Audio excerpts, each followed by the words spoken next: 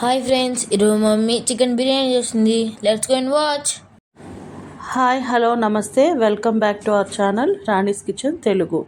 ఈరోజు మన రెసిపీ వచ్చేసి చికెన్ బిర్యానీ. వాటికి కావాల్సిన ఇంగ్రీడియంట్స్ వచ్చేసి టమాటా, ఉల్లిపాయ, పచ్చిమిర్చి, పుదీనా, కరివేపాకు, లెమన్స్. ఇవన్నీ వచ్చేసి హోల్ బిర్యానీ మసాలా అండి. అందరికి తెలిసినవేను. బిర్యానీ ఆకు, చెక్క, లవంగ, స్టార్ పువ్వు, అనాస్ పువ్వు, ఇలాచి, షాజీరా, మరాఠీ మొగ్గ, ఇవన్నీ తీసేసుకున్నాను.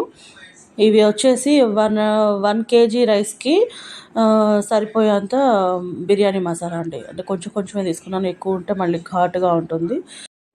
ఇప్పుడు వచ్చేసి మనం చికెన్ తీసుకున్నామండి. ఇది వచ్చేసి 1.5 కేజీ తీసుకున్నాను నేను, స్కిన్లెస్. ఇది నీట్గా శుభ్రంగా కడిగేసుకొని, ఇవి బిర్యానీ కాబట్టి కొంచెం పెద్ద పెద్ద పీసెస్ కట్ చేయించుకున్నానండి. వీటిలోకి కావాల్సిన ఇంగ్రీడియంట్స్ కూడా ఇక్కడే ఉన్నాయో చూపిస్తాను. అల్లం పేస్ట్, పెరుగు, పసుపు, సాల్ట్ అండ్ కారం అండి. ఇప్పుడు చూపిస్తున్న ఇంగ్రీడియంట్స్ అన్నీ దీంట్లో చికెన్లోకి 1 by 1 అన్నీ వేసుకొని కలుపుకొని మ్యారినేట్ చేసుకోవాలండి. ఇదిగోండి, ఇది 1.5 అవర్ పైన నానాలి. అదిగోండి ఇంగ్రీడియంట్స్ వేస్తున్నాను. ఇది మొత్తం హోల్ బిర్యానీకి సరిపోయేంత వేస్తున్నాను ఒకటేసారి. ఇంకా మళ్ళీ మనం వేసుకునే అవసరం ఉండదు. అది 1 to 1.5 స్పూన్ పసుపు వేసాను. దానికి రుచికి సరిపోయేంత సాల్ట్ అండి. ఇక్కడ మనం కొంచెం తగ్గించే వేసుకోవాలి. అది మ్యారినేషన్ తర్వాత మళ్ళీ మనం బిర్యానీ చేసేటప్పుడు కొంచెం వేసుకోవచ్చు. అదిగోండి, సాల్ట్ వేసాను కదా, 1 by 1 అన్ని. ఇక్కడ కారం వచ్చేసి నేను 4 to 4.5 స్పూన్స్ వేస్తున్నానండి. ఎందుకంటే ఇది రైస్కి అండ్ చికెన్కి మ్యారినేషన్కి, రైస్కి రెండిటికి సరిపోయేంత వేస్తున్నాను. ఒకవేళ సరిపోకపోతే లాస్ట్లో మళ్ళీ చూసుకుందాము, అంత మ్యారినేషన్ కంప్లీట్ అయ్యేంత వరకు. అదిగోండి, 4.5 స్పూన్స్. ఎందుకంటే ఇది కేజీన్నర, రైస్ వచ్చేసి 1 కేజీ, అన్నిటికీ సరిపోవాలి అందుకని. ఇప్పుడు మనం దీంట్లోకి 2 టేబుల్ స్పూన్స్ అల్లం పేస్ట్ వేస్తున్నానండి. ఇది ఫ్రెష్గా ఇంట్లో పట్టింది అల్లం పేస్ట్. బయట అయితే అసలు కొనుక్కోను, ఫ్రెష్గా మనం పట్టుకుంది అయితే బాగుంటుంది అల్లం పేస్ట్. దాని తర్వాత ఇందులో ఇంకా బిర్యానీ మసాలాలన్నీ వేసేసుకోవాలండి. 1 by 1 మొత్తం ఇందా చూపించిన అన్ని బిర్యానీ మసాలాలన్నీ వేసేసుకొని దీంట్లో మిక్స్ చేసుకోవాలి. ఇంకా మనము స్టవ్ మీదకి వెళ్ళినప్పుడు ఏమి వేసి కలిపేది ఉండదండి. అన్ని మసాలాలన్నీ దీంట్లోనే వేసి కలుపుకోవాలి. ఇప్పుడు దీంట్లోకి పుదీనా వేసుకుంటున్నానండి. ఇది ఆల్రెడీ క్లీన్ చేసి పెట్టుకున్న పుదీనానే, ఒక కుప్పెడు పుదీనా వేసుకుంటున్నాను. ఇది హోల్ రైస్కి చెప్పాను కదా, రైస్కి చికెన్కి మొత్తానికి సరిపోయేంత ఒకటేసారి వేస్తున్నాను. ఇప్పుడే ఆ ఫ్లేవర్స్ అన్నీ చికెన్లోకి పడతాయి అన్నమాట. ఇక్కడ వచ్చేసి మళ్ళీ కొత్తిమీర కూడా ఆల్రెడీ క్లీన్ చేసి పెట్టిందే, అది కూడా ఒక పిడికెడు వేస్తున్నాను మొత్తము. ఇందాక మనం కట్ చేసి పెట్టుకున్న ఆనియన్స్, పచ్చిమిర్చి, టమాటా ఉన్నాయి కదండి, అవన్నీ వేసేసుకుంటామే దీంట్లోకి. ఆనియన్స్, పచ్చిమిర్చి, టమాటా. ఆనియన్స్ వచ్చేసి ఒక పెద్ద ఆనియన్స్ 2 తీసుకున్నానండి. పచ్చిమిర్చి ఒక 5 to 6 తీసుకున్నాను.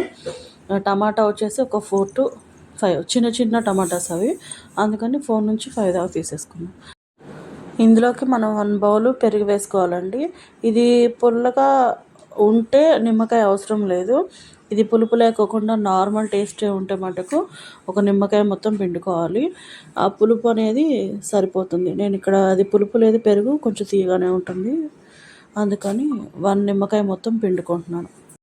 ఒక నిమ్మకాయ మొత్తం పిండుకున్నాం కదండి. ఇందులో మనం వచ్చేసి 2 పావులు అంటారు, మేమైతే పావు అని అంటాం దాన్ని. అవి 2 పావుల ఆయిల్ అయితే సరిపోతుంది. మొత్తం బిర్యానీకి మొత్తానికి సరిపోయే ఆయిలే అది. ఇంకా అంతకుమించి ఎక్కువ వేసుకోము. వండేటప్పుడు కొంచెం నెయ్యి వేసుకుందాం ఫ్లేవర్ కోసం, అంతే. దాని తర్వాత ఇది మొత్తం మిక్స్ చేసుకోవాలండి. అన్నీ ఇప్పుడు కట్ చేసినవి మొత్తం బిర్యానీ మసాలా మొత్తం వేసేసి చికెన్కి బాగా పట్టే విధంగా కిందకి పైకి మొత్తం బాగా కలుపుకోవాలి. అది మొత్తం మనం కలిపే దాంట్లోనే ఉంటుంది. ఇదంతా కలిపిన తర్వాత ఓవరాల్ 1 to 2-3 hours వరకు రెస్ట్ ఇవ్వచ్చు. టైం లేకపోతే ఒక 1 hour.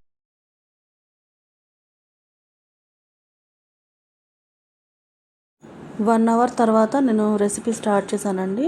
ఇదిగోండి, స్టవ్ ముట్టించేసుకొని ప్యాన్ పెట్టేసుకొని దీంట్లోకి నేను నెయ్యి వేసుకుంటున్నాను. ఇప్పుడు 2 స్పూన్స్. ఇందాక మనము మ్యారినేట్ చేసేటప్పుడు 2 స్పూన్స్ ఆయిల్ వేసాము, ఆ పావులు. ఇంకా అంతే. దాని తర్వాత ఇంకా మళ్ళీ ఏం వేసుకునే పని లేదు. ఇక్కడ మనం ఓన్లీ ఫ్లేవర్ కోసము గీ వాడుతున్నాను. ఇక్కడ 2-3 స్పూన్స్ గీ వేసుకొని అది కరిగేంత వరకు ఉంచుకోవాలి. నెయ్యి హీట్ అయిందండి. ఇక్కడ వచ్చేసి మనం ఇందాక మ్యారినేట్ చేసి పెట్టుకున్నాం కదండి, అది అట్లా వాటర్ ఆయిల్ అంతా వదులుతుంది. ఈ టైంలో ఇంకా చికెన్ వేసేసుకోవటమే డైరెక్ట్గా. ఆల్రెడీ స్పైసెస్ అన్నీ దీంట్లోనే వేసాం కాబట్టి ఇప్పుడు ఏం స్పైసెస్ వాడే పని లేదు, ఇంకా యూస్ చేసే పని లేదనమాట. అందులో ఉన్న స్పైసెస్ సరిపోతాయి. మొత్తం వేసేసిన చికెన్ అంతా వేసేసి దాంట్లో బాగా మిక్స్ చేసుకోవటమే. ఇప్పుడు ఈ చికెన్ అంతా మనకి బాయిల్ అవ్వాలండి. ఇది ఆల్రెడీ రా చికెన్ కాబట్టి మొత్తం బాయిల్ అవ్వాలి. మనకి ఇది ఒక 10 to 15 మినిట్స్ వరకు ఉడకాలండి ఇది చికెన్.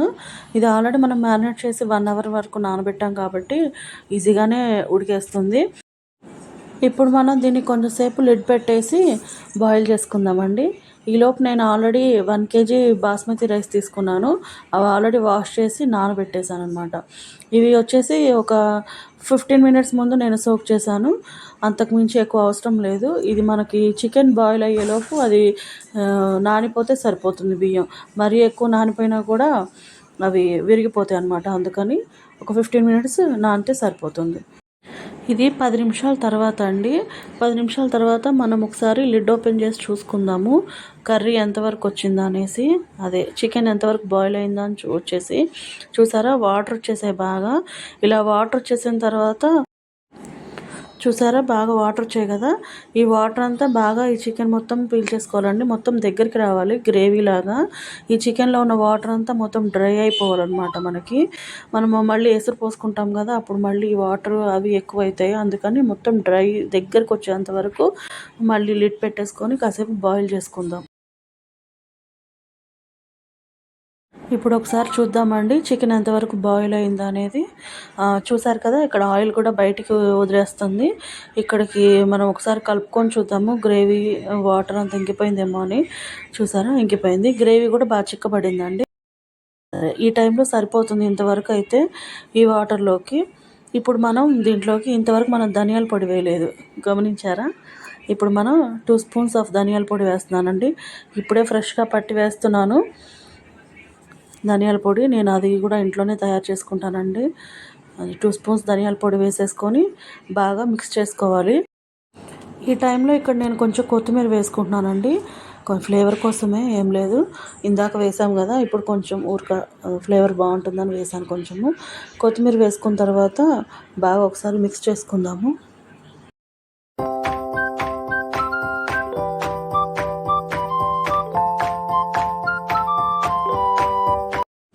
చికెన్ బాగా ఉడికింది కదండి. ఇక్కడ మనం వచ్చేసి ఇంకా ఎసురు పోసేసుకుందాము.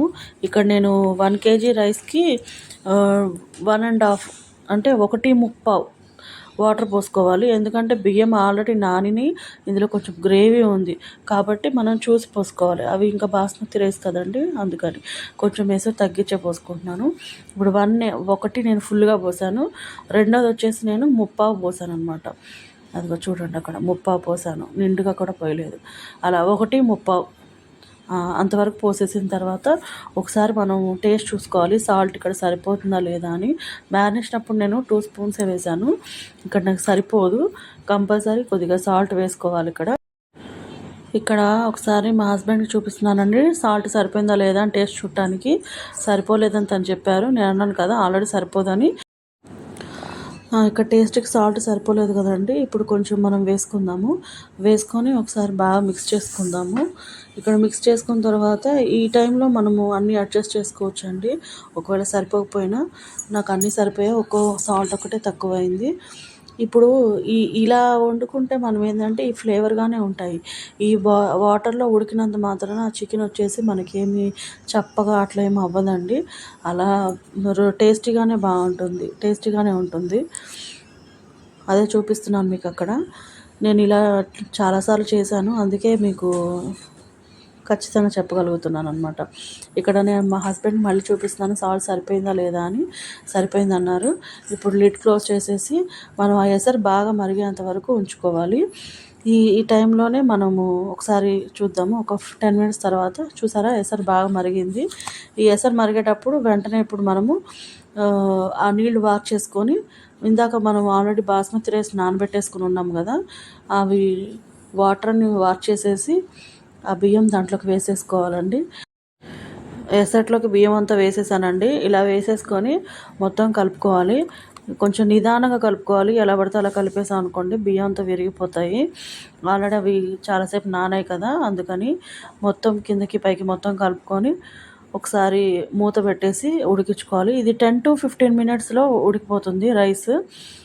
దాని తర్వాత చూపిస్తానండి. ఇది మొత్తం ఒకసారి కలుపుకొని లిడ్ క్లోజ్ చేసేద్దాము.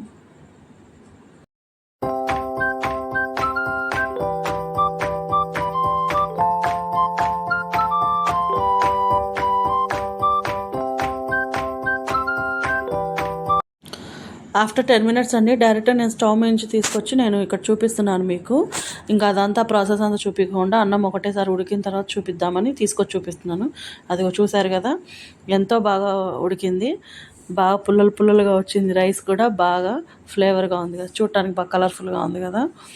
అదిగోండి చూడండి, మీకు అక్కడ చూపిస్తున్నాను. చికెన్ పీసెస్ అండ్ రైస్ బాగా విడివిడిగా పొడి పొడిగా వచ్చింది. ఐ హోప్ ఈ రెసిపీ మీకు బాగా నచ్చింది అనుకుంటున్నాను. ఈ రెసిపీ మీకు నచ్చినట్లయితే తప్పకుండా ట్రై చేయండి.